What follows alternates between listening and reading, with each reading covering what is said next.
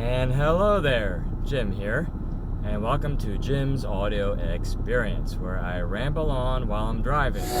Okay, so obviously I'm not driving right now. I made a decision to drive back to Pennsylvania during rush hour, and not only is there tons of traffic, but there are accidents, and actually it looks like I've run into a major accident here and traffic has come to a standstill. Normally this drive is an hour, and so I've been on the road for an hour. I'm not even out of New Jersey yet, so obviously there's some stuff going on up the highway here. Like I said, this is just for me to practice talking while I'm doing something else, because eventually I want to be comfortable with talking while I'm sim racing.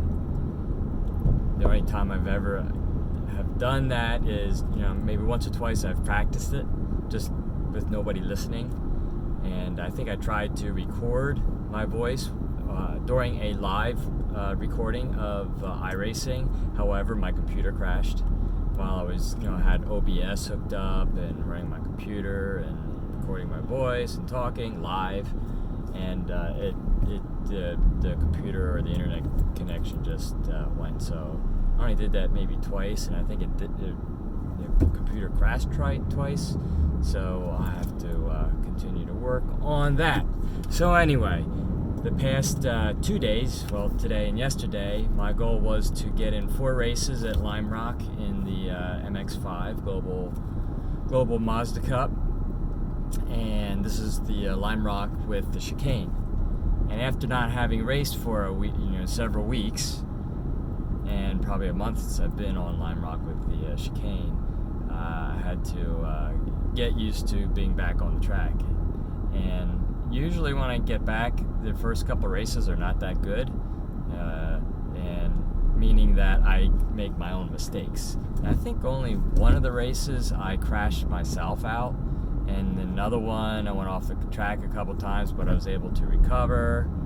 And that's part of it too. You have to be able to recover from your own mistakes, and you just move on. So I did 2 races yesterday, and I did 2 races today, and I'd say the average qualifying was maybe around 7th or 6th, and finishing, I think I figured that out. I finished average 6.25 out of like 11 or 12 in each of those fields. So, I was happy with that, and I made a video of highlights of those 4 races, and I put that on YouTube. Back to my rambling on. Yesterday I had this idea, and it has to do with me purchasing a sim rig.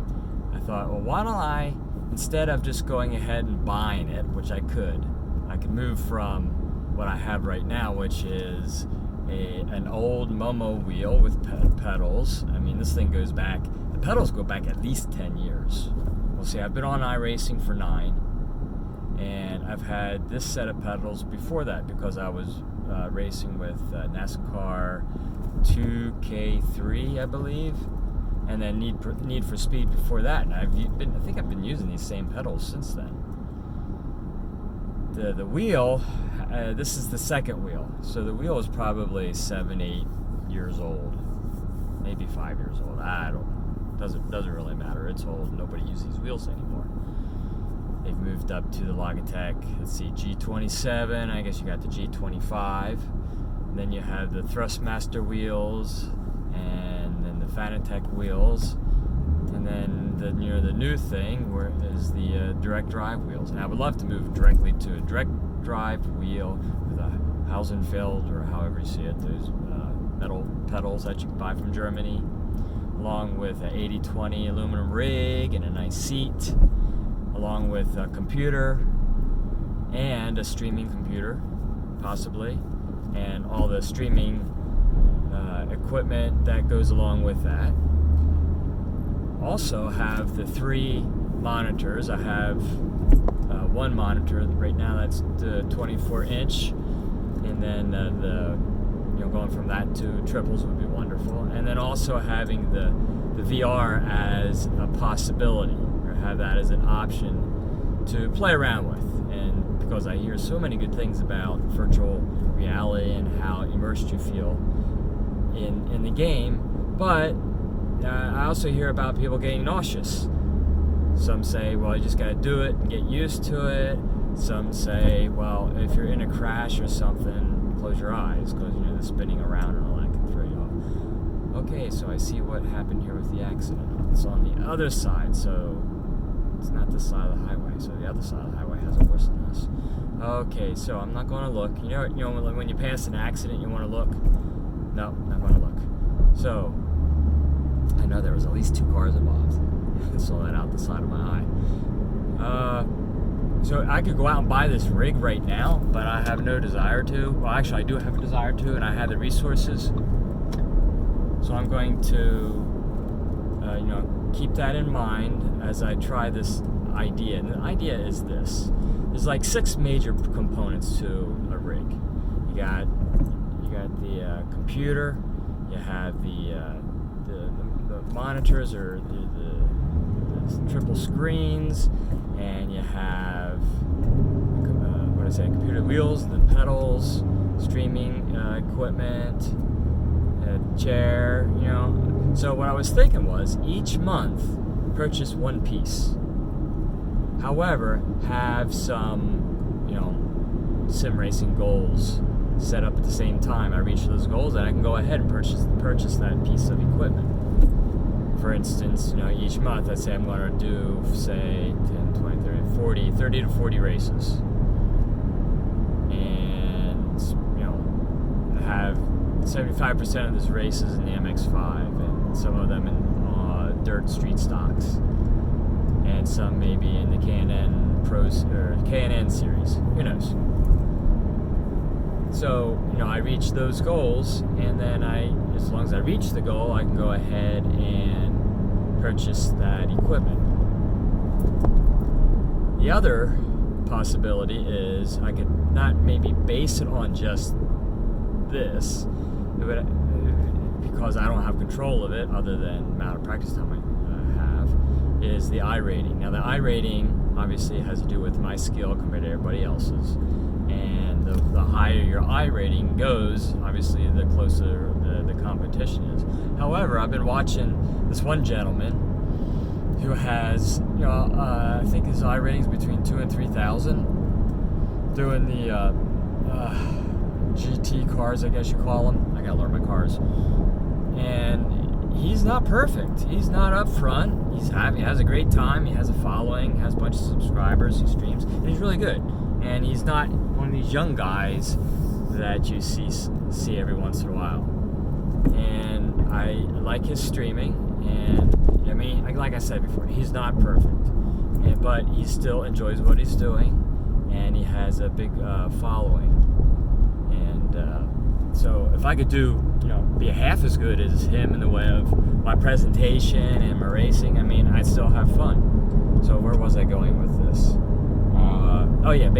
Basing progress or getting a sim rig based on my iRating.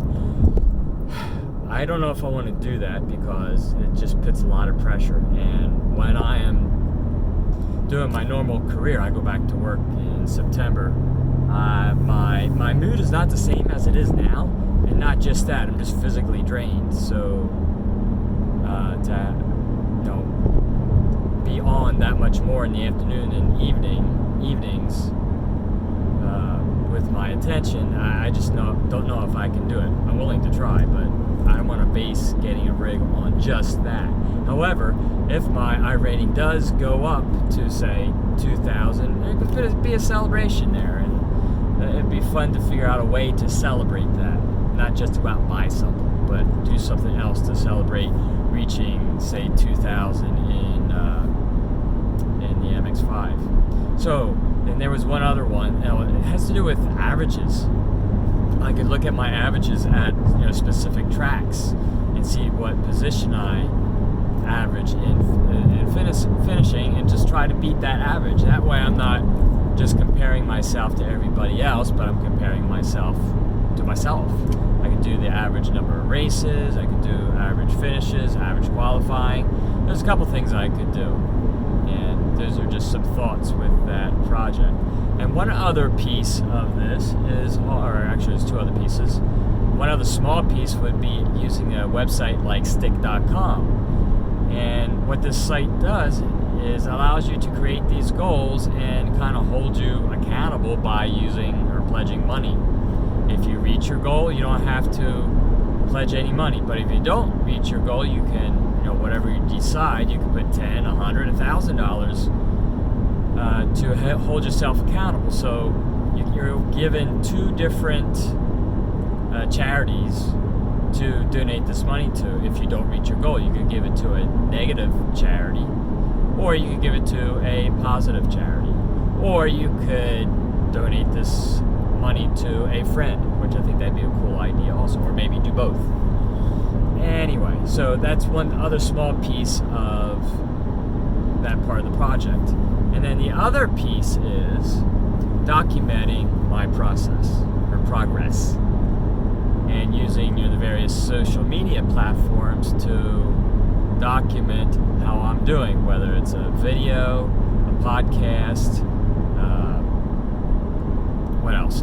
Pictures, or mashups of each one of those video content ideas, and then putting them up on Facebook, YouTube, Snapchat, Instagram, and other, you know what I'm talking about. I can't think of them all right now.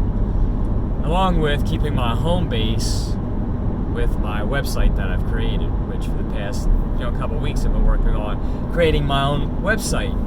Today I just added the My Story page, and which was quite fun to create, because I had to go back over time to see the progress of my interest in racing grow.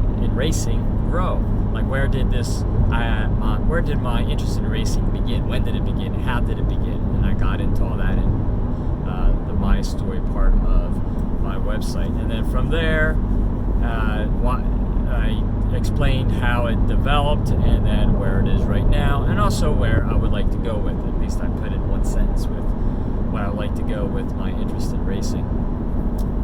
Then the other pages I have in my website are podcast link, which takes you to anchor.fm.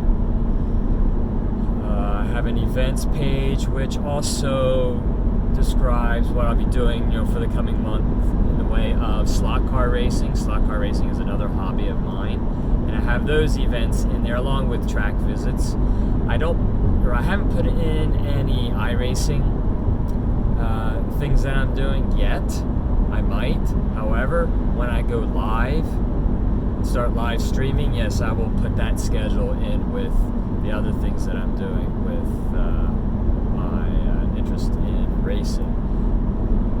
So, my interest in racing doesn't have to do with sim racing. It's slot cars. It's going to race car tracks. It's indoor karting when I get a chance.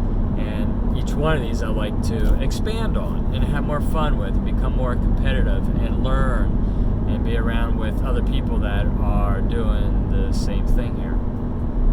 Alrighty. So we're like 13, almost 14 minutes into this. Let's wrap this up.